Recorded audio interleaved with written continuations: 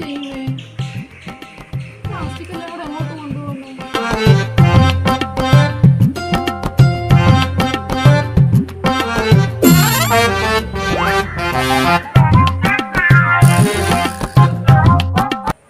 ഗിരിജ, എന്തൊക്കെയുണ്ട് ഗിരിജ വിശേഷം?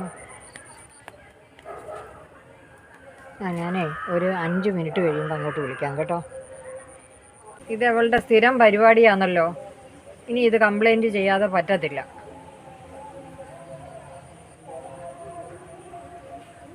ഹലോ അമ്മേ, എന്തോ അമ്മേ ചെയ്യുന്നേ? ഒന്നും മിണ്ടാതിരിക്കണം, ആരെങ്കിലും കേൾക്ക.